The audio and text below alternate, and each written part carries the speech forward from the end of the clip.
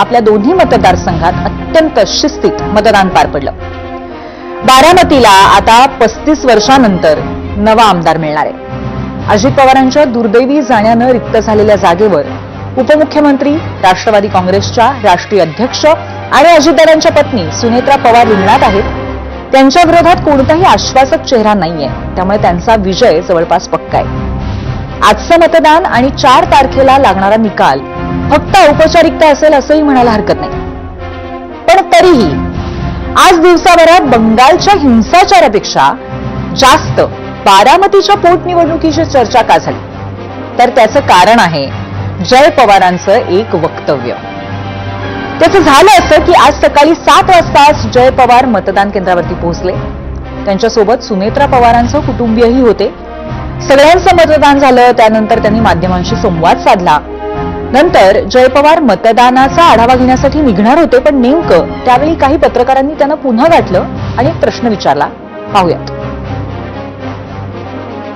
निवडणूक जरी सुनेत्रा वहिनीची असली तरी देखील चर्चा ही आहे की तुम्ही या पुढच्या काळात आता 2029 मध्ये तुम्हाला त्या सगळ्या याच्यात पुढे केलं जाणार आहे आणि तुम्ही ज्या पद्धतीने लोकांची मागणी आहे की 19 मध्ये मी उमेदवार व्हावं, 29 मध्ये मी उमेदवार व्हावं.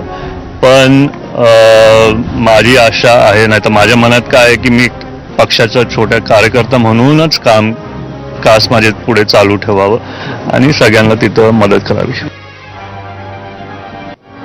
2029 सालच्या निवडणुकांमध्ये कार्यकर्त्यांची भावना आहे की तुम्ही लढावं.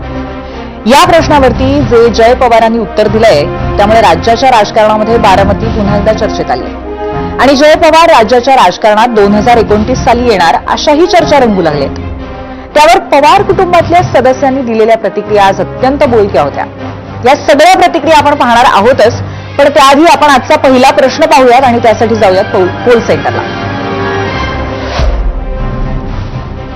आजचा पहिला प्रश्न आहे, 2029ला बारामतीत पवार विरुद्ध पवार सामना झाला तर दादांच्या राष्ट्रवादीचा उमेदवार कोण असेल?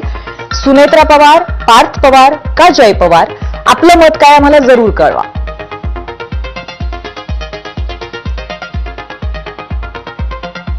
आता खरं तर 2029च्या निवडणुकीला आणखी 3 वर्ष आहेत. शिवाय पुढील 3 वर्षात इतर कोणतीही निवडणूकही नाहीये. त्यामुळे सत्ताधारी असो किंवा विरोधक, कोणताही पक्ष असो, सगळ्यांना काम करायची खूप संधी आहे. मतदारसंघ उभा करण्याची ही संधी आहे. आणि जय पवारांच्या रूपानं जर दादांच्याच घरचा उमेदवार असेल तर कार्यकर्तेही एकत्र राहतात. आता जरी सुनेत्रा पवार असल्या तरी कार्यकर्त्यांची भावना जय पवारांच्या बाजूने असल्याचंही बोललं जात आहे. तरी त्या निवडणुकीला आणखी 3 वर्ष आहेत. त्याआधीच इथली संभाव्य लढत रोहित पवारांनी सांगून टाकली आहे.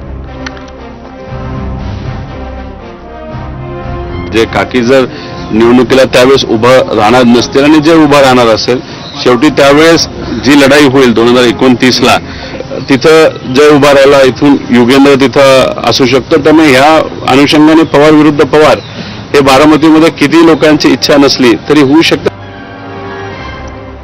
बरं, समजा 2029ला रोहित पवार म्हणतात त्यानुसार पवार विरुद्ध पवार अशी निवडणूक होईलही, पण बारामती लोकसभा असो की विधानसभा, इथे पवार विरुद्ध पवार अशी लढत काही नवीन असणार नाहीये. 2023ला अजित पवार सत्तेत जाताच शरद पवारांच्या विरोधात राजकीय संघर्ष सुरू झाला. त्यामुळे 2024 सालच्या लोकसभेमध्ये सुप्रिया सुळे विरुद्ध सुनेत्रा पवार असा सामना झाला.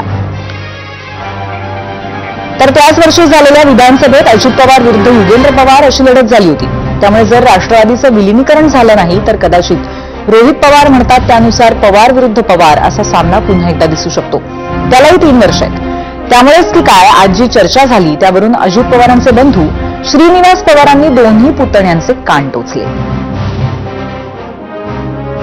रोहित पवार असे म्हणालेत की पवार विरुद्ध पवार असा संघर्ष व्हावा असं लोकांना वाटत नाही, बारामतीकरांना वाटत नाही, मात्र भाजपला वाटतं.